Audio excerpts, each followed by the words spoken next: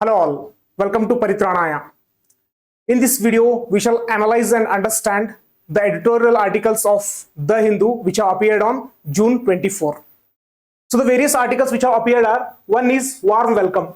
So this is the first article that we will be discussing, warm welcome. Next, after that we will be discussing about the article that is strike a fine balance, have a just civil code. The third article that we will be discussing is bridging the gap. Next, squaring the circle at the India-Egypt summit. And finally, we'll be discussing the last article, that is facing the heat. Facing the heat. So let's begin with the first article, that is warm welcome. So this article has appeared in the context of our Honorable Prime Minister Shri Narendra Modi ji's visit to USA. So in that context, this article has appeared. So PM Modi ji's visit to USA has strengthened the ties between India and USA. So how it has strengthened? It has not strengthened only from one dimension, but from multiple dimensions. So which are those multiple dimensions? Let us throw light into light on that. So India-US partnership will be one of the defining relationships of the 21st century. So such kind of phrases, they are very much important from mains point of view. So whenever you are writing mains answer, in order to enrich your answer, so if you are able to quote such kind of phrases, then definitely it will create an impression. Okay, so this point it becomes important from mains point of view. Next, two sides announced new deals. So many deals were made. So some deals were with respect to defense cooperation and some were with respect to space. So we shall look into them. So co-production of jet engines in India. So an important deal. Co-production of jet engines in India and also with technology transfer. A very important development. So when we say co-production of jet engines, it means jet engines will be produced in India. The manufacturer who is present in USA, so probably they will be having a tie-up with Indian company and they'll start manufacturing in India. So here there are many advantages. One is in India, new employment generation will take place, and also at the same time, as it involves technology transfer, it is going to benefit India.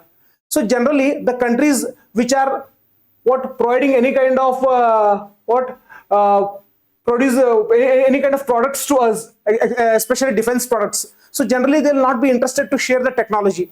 Because if the technology is shared, then probably in the future we may become self-reliant and we may no longer import those goods from them. But when technology is shared, so we'll learn. So these are the drawbacks. But here, so in this deal, it has been agreed that there will be technology transfer as well. So again, it will help for India's indigenization as well. Next, deal have also been made with respect to semiconductor industry. So there has been a huge push for the semiconductor industry. So in order to promote the semiconductor industry, so a deal has been made wherein US companies will be establishing their companies or factories in India, wherein they will be manufacturing semiconductor chips. Next, partnership has also taken place in quantum and advanced computing as well as artificial intelligence. So all these are evolving fields. So partnership have been formed even in these areas as well. Next, mineral security partnership, very important partnership. Okay. So mineral security partnership, it is an organization of close to 11 to 13 nations. So here it is with respect to securing critical minerals. So critical minerals are one which are used in clean energy. Okay, clean energy. So when I say clean energy, it means solar or wind. All these are examples of clean energy. Why they are clean energy? Because they do not emit carbon dioxide. So in building these technologies, for example, we require in clean energy. If I take electric vehicle as an example, so it runs on clean energy. So we require batteries. So whenever we want to manufacture these batteries for electric vehicles, then we require some resources like cobalt, lithium, etc. So all of them, they fall under critical minerals. So in these critical minerals, China has a dominance and it has also established global monopoly. And few of the countries which are dependent on China might face problems. That is why, in order to overcome this problem, mineral security partnership has been formed, and India has made a decision to join this partnership. Okay, again, it is going to benefit India. Next, space sector cooperation, very important. So here there is a term called as Artemis Accord. So this point it becomes important from prelims as well as mains point of view. So in prelims they may ask you a question like, what is Artemis Accord? In which context? So it is in the context of space cooperation, okay, space sector cooperation with USA. Okay, with USA. In order to confuse us, they may frame a question like Artemis Accords is with respect to defense and all. No, it is with respect to space. Okay, with respect to space. Similarly, in mains answers, we can quote what developments that have taken place between India and USA. Next, NASA ISRO partnership for human space flight as well. So there has also been what MOU reached wherein NASA and ISRO will be partnering in the next human space flight. Okay, human space flight. So next, areas of discord. So these are all the positive developments, but there are some differences as well. But during this visit, they did not focus on the differences. So there are a few of the things which have been highlighted here. So differences in policies towards Russia's war in Ukraine. So USA has a different opinion from India's. So these are some of the differences. So during the discussion, there was no focus on these differences. Okay, these differences. So India has a neutral stand. It is neither completely with Russia nor with Ukraine. Whereas when it comes to USA, it is completely supporting Ukraine. So these are the differences. So such issues of differences were not discussed. Okay, were not discussed. Similarly, confrontation with China. So China is a threat to both India as well as USA. But the major threat is to India because it's our neighboring country. So even on such issues also, there were no discussions. And question over the state of democracy and human rights in India. So generally an opinion has been created in USA and other Western media that in India there are a lot of human rights violations, but that is not the reality. So because of some biased media and all in the international arena, these kind of pictures are being presented. So during the visit of Modi ji, so even discussions on such issues did not take place. Okay, did not take place.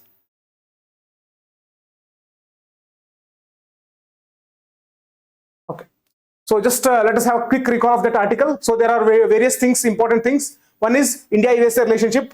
So semiconductor related partnership, quantum computer related partnership. Next, Artemis Accord, defense cooperation, space cooperation, clean energy, and India also signed to become member of Mineral Security Partnership. And also when it comes to defense technology, it also involves technology transfer. Okay, technology transfer. Next, we shall discuss about strike a fine balance, have a just civil code. Have a just civil code. Okay. So we are all aware about this Uniform Civil Code. So what does Uniform Civil Code say? Uniform Civil Code says that there should be a common law for all the religions. For example, it may be Hinduism or it may be Islam, it may be Christianity, common law. So what is it, common law? Common law may be with respect to marriage or with respect to succession. So there should be a common law. So that itself is Uniform Civil Code. But in India, whether Uniform Civil Code exists? No. So India is a plural country. It consists of diversity. There are Hindus, there are Muslims, there are Sikhs, there are Christians. So each of them, they have their own personal laws. So we do not have Uniform Civil Code. So time and again, some proposals are being made to implement Uniform Civil Code. So in that context, this article has appeared. And it is a most politically revolved issue because some people are in favor of it and some people are against it. So in this context, we need to understand that whether anything has been mentioned about the Uniform Civil Code in our constitution. Yes, article number 44. So it is one of the directive principles of state policy. It mentions about the Uniform Civil Code. So these directive principles, they are not mandatory. So whether government implements it or not, it is left to the discretion of the government. But article number 44, it speaks about Uniform Civil Code. Okay, there should be a Uniform Civil Code. But here in India, we do not have Uniform Civil Code. So now recently why it has appeared? Because Law Commission, again an important commission. So what it has said on Uniform Civil Code? It has said that it has sought the opinion from the people. Means whether we have to bring Uniform Civil Code or not. If at all we want to bring the Uniform Civil Code, so what are the important provisions that we have to include? So it has solicited the opinion of the general public. But if you look at the history of Law Commission, around 5 years back, the same Law Commission had concluded that Universal Civil Code is neither necessary not desirable. Okay, so this is what the author wants to highlight. So previously 5 years back they were against having Uniform Civil Code, but now they are making a proposal for having Uniform Civil Code. Okay, So here there are a few things, some sensitive things as well. So let us just have a look into them. So the question of personal laws. So when it comes to personal laws, for example, marriage. If I take a marriage as an example, so marriage is a personal law. Okay, marriage related laws, whatever we make, we call them as personal laws. Okay, so there are personal laws for every religion. For Hinduism, we have a personal law. Similarly, for in Islam, we have personal law, and so on. So here, personal and religious autonomy versus the state's authority to reform familial relations. So what does it indicate? So every religion has a freedom to enact or to make frame its own rules. But also at the same time, state, it means the government also should have the authority to overcome the problems which are being present in various personal laws. Okay, personal laws. So internal law or voluntary uniform civil code. So let us understand these terms. What are these? So if government itself enforces a uniform civil code by bringing a law, then it will be difficult to implement. Okay, it will be difficult to implement. But if at all, if any of the different sections of the society, if they bring changes on their own, then that will be better. So that is called as voluntary uniform civil code. Okay, uniform civil code. For example, there was a sati system. So sati system was prohibited. So how it was an internal law. So first we thought that it is not a good practice, and then we overcame it. So that kind of changes which we bring, we call it as voluntary uniform civil code. Similarly, now presently the unwanted practices like polygamy and all which are prevalent, so those should also be addressed through internal law reform or voluntary uniform civil code. Okay. Next, here we come across few of the acts. Let us try to look into them. So Special Marriage Act. So generally in the newspaper repeatedly Special Marriage Act appears. So this Special Marriage Act, it appears in the context of interfaith marriages. Okay, interfaith marriages. So every marriage is governed by an act. So similarly, when there is an interfaith marriage, so at that time it is governed by Special Marriage Act. For example, if a Hindu and if a marriage happens between a Hindu and a Muslim, then it comes under Special Marriage Act. Special Marriage Act. So here, the author highlights that these are examples, Special Marriage Act and the Indian Succession Act. These are examples of voluntary adoption of uniform civil code. So let us not go into the details of this. Next, there are a few things we shall focus again. So regional differences. So whether regional differences exist in India with respect to laws? Yes, regional differences exist. So Kerala has abolished the Hindu joint family in 1975. So in Kerala there is no system called as Hindu joint family. Okay. Next, Muslim marriage and divorces are to be registered. They have to be registered. So it is different in Bengal, Bihar, Odisha, and it is different in Assam. So in Bengal they have to be registered under a different law, and in Assam they have to be registered under different law. So it means there is diversity. There is no uniformity. Similarly, adoption was permissible to Kashmiri Muslims. So these are some of the regional differences or diversities which exist, and that has been highlighted here. Next, governed by their own personal laws, very important. So not just Muslims, but even Hindus, Jains, Buddhists, Sikhs, Parsis and Jews are governed by their own personal laws. So all of them, they have their own personal laws. So whether do we have one single personal law? No, there is no one single personal law. If you take Hinduism as an example, so again there are multiple laws. So all those laws together, we call it as Hindu personal law. Hindu personal law. So in these Hindu personal laws, we may have laws related to marriage. We may have laws related to succession. Okay, so all these things. Okay, all these things. So there are a few things here. As per the Hindu personal law, under the Hindu Marriage Act. So among the many Hindu personal laws, so one such law is Hindu Marriage Act 1955. So even this law insists on solemnization of marriage through Saptapadi and Datta, that is invocation before fire. So even these laws also, they focus on what? Saptapadi. Okay, Saptapadi and that fire. So it is very much important that the modern day law which we have enacted also, it is based on our ancient conventions that we have been following.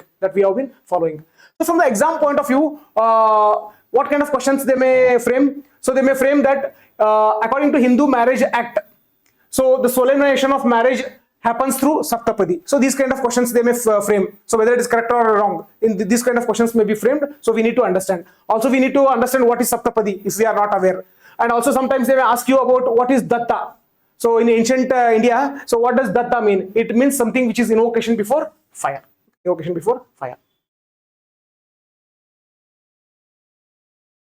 Next, there are a few important points to note here. So Special Marriage Act. So Special Marriage Act, generally the what interfaith marriages happen under Special Marriage Act. But even within the same religion also marriages can happen. Now surprisingly, when two Hindus marry under this act, okay, so a Hindu can marry under a Hindu Marriage Act or under Special Marriage Act. So if they marry under Hindu Marriage Act, then that will be different. If they marry under Special Marriage Act, okay, if their marriage is registered under Special Marriage Act, then even after being married under or registered under Special Marriage Act, they continue to be governed by the Hindu personal law. They continue to be governed by the Hindu personal law. But when it comes to Muslims, if two Muslims marry under the Special Marriage Act, so they will be covered under Muslim personal law. No longer they will be covered under Muslim personal law. So very important point to note. Interestingly, a person who renounces Hinduism also continues to be governed by Hindu personal law. So after marriage, even if he renounces Hinduism and converts to some other religion also, then also he will be governed by Hindu personal law. Next, here in this context, in Islam, there are some practices like polygamy and all. So reform has to be brought. So it has been highlighted here. Next, there are a few things here. So India is a what? Multiculturalism. So here different kind of cultures exist: Hinduism, Muslim, next Christianity, Buddhism. So multiple cultures exist. So in this, when multiple cultures exist, our focus should be on unity rather than uniformity. So this is what they want to highlight. Next, here again some of these points are also important. So British brought, so when Britishers came to India, whether they increased heterogeneity or they brought homogeneity. So the British brought homogeneity, because irrespective of to which religion they belong to, there are common practices which we started following after the arrival of Britishers. So Britishers brought homogeneity. Even such kind of questions can be framed in prelims as well, and obviously these points can be quoted in mains. Okay, in mains. Next, what does Indian Constitution say? So in article number 29 of the Constitution speaks about what? Cultural and educational rights. So it means when it comes to cultural rights, freedom exists under the Indian Constitution. Okay, so liberty has been given. So that has been highlighted here. So it is dedicated exclusively to conserving the distinctive culture of all the citizens.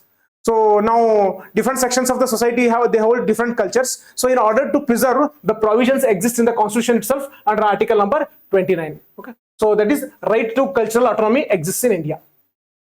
Cultural autonomy exists in India. So here there are few points. So in India, in order to maintain this multiculturalism, what are the various tools used? So generally the tool of integrationist or restricted multicultural. So such tools are used. So again, these tools, questions will not be asked in prelims, but in mains we can quote.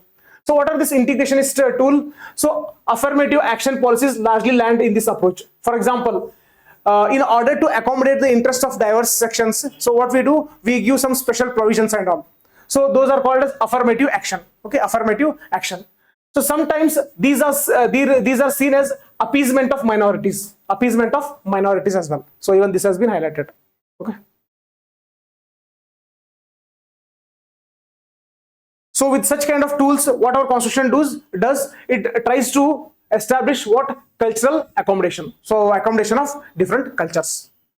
Next here, what the 21st Law Commission says, it has been mentioned here. So it says that it favors equality between men and women in communities. So it does not aim for equality between communities. It means 21st Law Commission is against the implementation of Uniform Civil Code. Okay, civil code. Next, in India, we do not have the French model. So here it has been highlighted that in India, we do not have French model. So in French model of secularism, it says that state is independent. State is nowhere involved in the religion. But in India, state is involved in the religion. It means government supports all the religions equally. It will support for Hajj pilgrimage. Also at the same time, it supports for the building of the temples. So in this way, so government maintains equal distance from all the religions. This is how Indian secularism, it varies from French. So this has been highlighted here.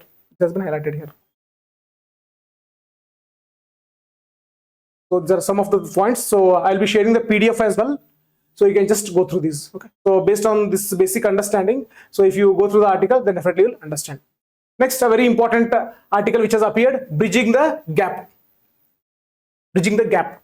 So here it is about gender gap report. So very important from both prelims as well as mains point of view. So here some information is missing. So they are not what quoted that in the article, but we need to know that extra information. What is that? So the first question is, who releases gender gap report? So whenever a report appears in the newspaper, the first question that we need to ask to ourselves is, who releases this report? So when you search this, you'll get to know that World Economic Forum releases a report called as Global Gender Gap Report. Okay, Gender Gap Report. So here India's rank is 127 out of 146 countries. Okay, it stands at 127 rank. So rank 1 means very good, rank 146 means worst. So here India's rank is 127. So it indicates, they also indicated that it has climbed 8 places. It means previous year probably the rank was somewhere around 135. So this year it has performed better. Now it stands at 127. Now from prelims point of view, what the question that they may ask is, who releases the global gender gap report? So we need to know that World Economic Forum. So they will not ask about the rank. So what is India's rank in 2023? Such kind of questions will not be framed in prelims. But in prelims, in mains, while writing our answers, we can quote, as per the gender gap report, India stands at 127th rank. So these can be quoted in mains. Next, which are the 4 key markers of the index? One is economic partnership and opportunity, educational attainment, health and survival, political empowerment. So these points are very important, both from prelims as well as mains point of view. So in prelims, they may frame a question like, which are the indices as part of the gender gap report? So you should be aware of all these four indices. Next, educational and political empowerment. So how India is performing with respect to all these various indices? Just we shall look here. So when it comes to education and political empowerment, India has fared well. So among these 4 parameters, with respect to this first parameter, it has fared well. How it has fared well? So education attainment levels with there is a parity between what? Men and women. Next, when it comes to political empowerment, so representation of women over 40% in local governance. So local governance means Panchayat Raj system and municipalities. So why women representation has increased? Because of the 73rd and 74th amendments. So these 73rd and 74th amendments of to the constitution, what did they do? They reserved close to 33% of the seats for women in both panchayat as well as in municipalities. So because of that, women's representation in local bodies has increased. Okay, and that is why we are able to find good performance with respect to education and political empowerment index under gender gap report. But when it comes to parliament, so women representation is very poor. Why it is poor? Because there is no reservation for women in parliament as well as in state assemblies and all.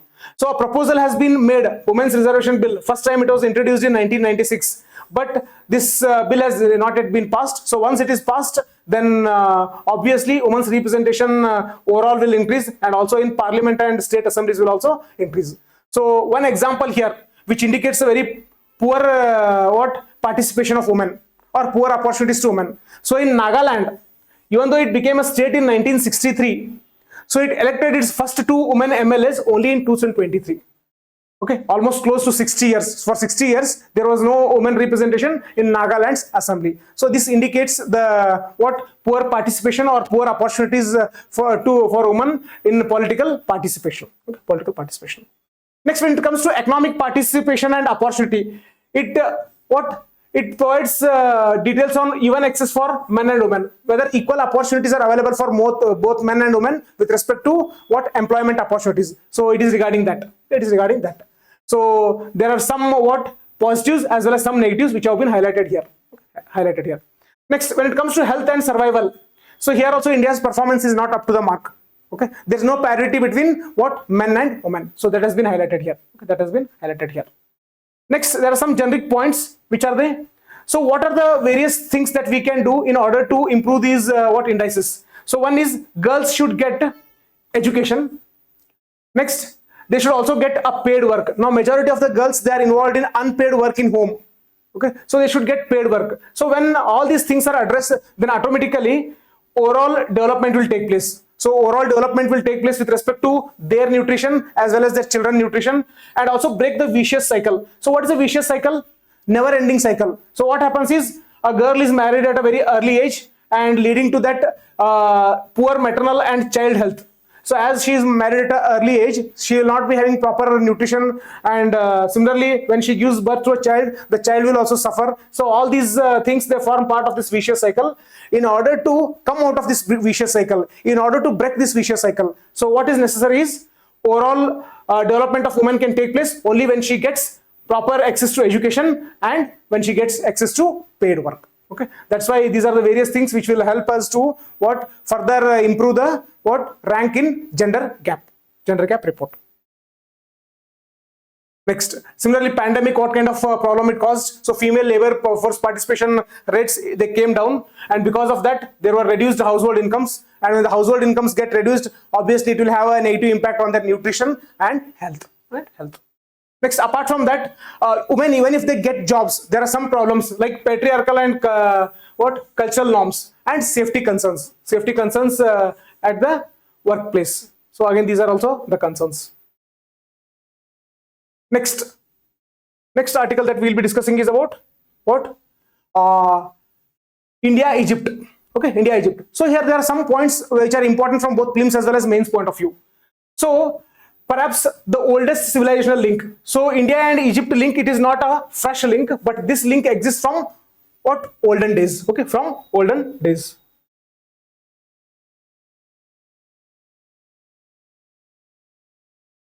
Okay.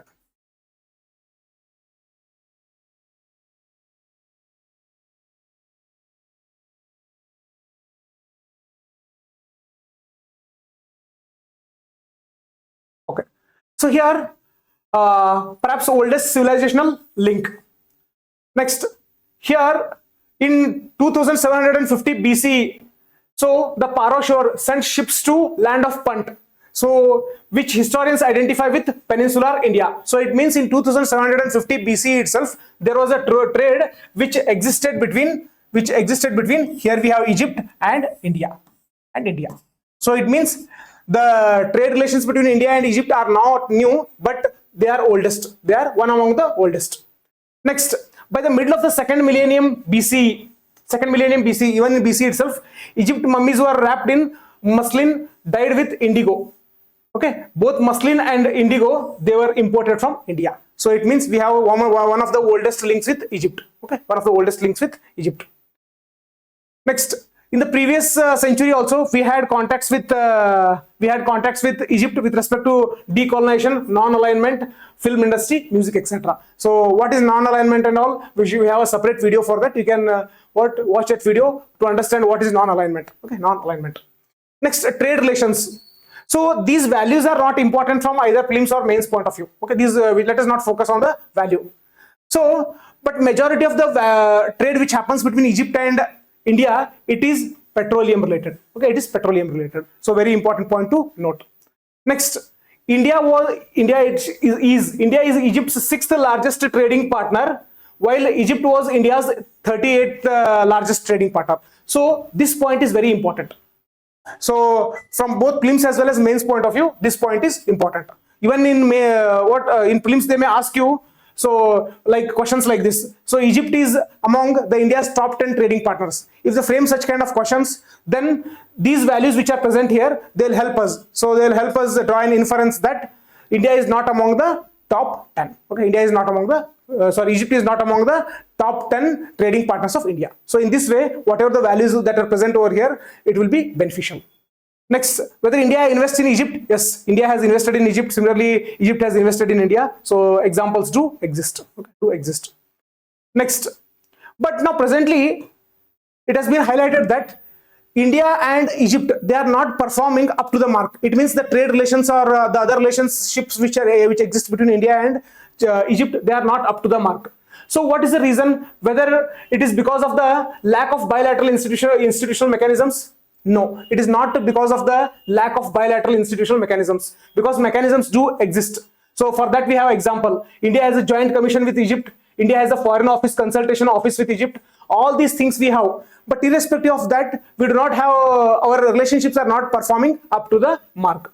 So here in this article, it has been highlighted that those relationships have to be improved, In that context, some of the things. So Egypt is a large country. Okay, it's a large country, and size of the economy has been mentioned, not important.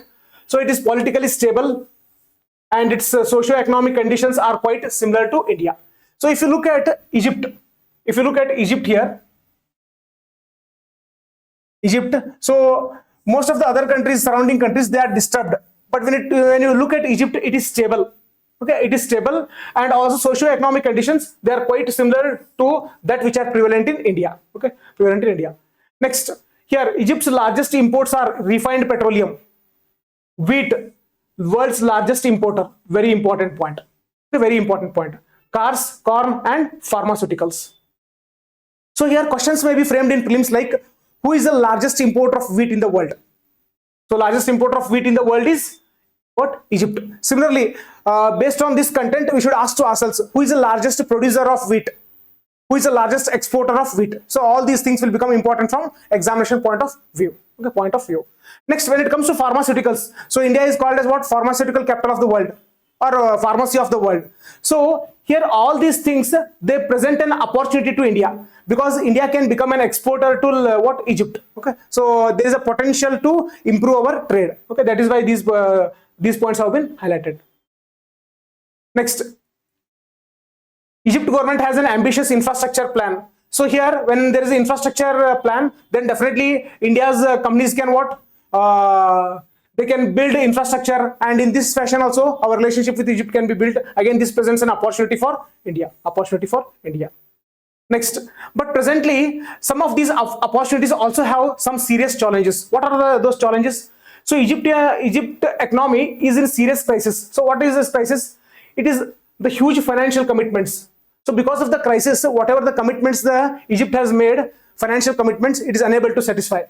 And also tourism has dropped. So whenever proper tourism is there, when tourism industry is booming, then any country will earn foreign exchange reserves. But here, as the tourism has dropped, so foreign exchange reserves will come down. Similarly, annual inflation has also caused a problem. Next, foreign exchange scarcity. So whenever there is a foreign exchange scarcity, then what happens? If you do not have sufficient foreign exchange, then when you import the items, you do not have sufficient dollars to pay. Okay, dollars to pay. So in economics, we have a separate topic on what? Foreign exchange and all. There you can watch that video in order to get the understanding about foreign exchange and scarcity and what are the consequences. But here at the superficial level, whenever there is a foreign exchange scarcity, then deferral of payments means for whatever the items you have imported, you will not be able to pay on time. So these are the various problems which are faced. Next, in order to address this, international monetary, what they had, they negotiated a bailout package with International Monetary Fund. So what is bailout package? Bailout package means International Monetary Fund will supply amount to Egypt in order to overcome that problem. But here there are again some problems like crony capitalism. So industrialists who are within Egypt or other countries, so they may not be willing to what? Get loan from International Monetary Fund and all those things, because when International Monetary Fund gives money, it also comes with certain conditions, and those conditions may become a threat to what? Capitalists. So again, all these things are acting as a what? Hindrance to this bailout package. So that is also not materialized. Next, the affluent Gulf Arab states. It means the Gulf states. Which are the Gulf states? So here, this is called as Persian Gulf. So the countries which are surrounding here, we call them as Gulf states. Okay. So the affluent Gulf states, the Gulf states which are rich. So initially they supported Egypt. But now they are also not willing to support Egypt. Okay. Next, Egypt's foreign debt is also what? Very high. So all these things, so we previously what we saw the opportunities that are available in Egypt. In what way a relationship between India and Egypt can be increased? It may be with respect to trade and all the other things. But we also saw about the bottlenecks, about the problems. So that is why India, before it starts investing in Egypt, or before it builds any kind of relationship with Egypt, it should also be cautious about it, because the previous experience shows that we had a bad experience with Iraq. We had a bad experience with Iraq in the 1980s. So we supplied the items, but we did not get the money. Okay, we did not get the money, and finally, so that had to be paid off by the Indian taxpayer. So it was a huge loss for India. Okay, because similar kind of investments or something we had done with Iraq, and we had a bad experience. That is why before investing in Egypt, so we also need to be aware of the economic situations which are prevailing in Egypt. Economic situations which are prevailing in Egypt.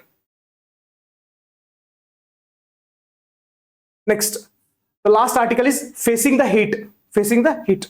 So here recently, some deaths have occurred in Uttar Pradesh, and it is being alleged that these deaths are because of the heat waves. Because of the heat waves. But Uttar Pradesh government has said that there is no evidence to link the extreme heat with these deaths. Okay, these deaths. In this context, Indian Meteorological Department. So we should know about this Indian Meteorological Department. So whenever such organizations do appear, the first question that we need to ask to ourselves is whether it is a statutory body or non-statutory body. If at all it is a statutory body, then it has been created under which act? It works under which ministry? So all these things, extra information, we have to ask to ourselves and try to find an answer for the same. Okay. So in this connection, so what is heat wave? So it is a condition of air temperature which becomes fatal to the human body when exposed. So what is a heat wave? So when your body is exposed to a particular temperature, then it will become fatal to us. It will cause problem to us. So that is called as heat wave.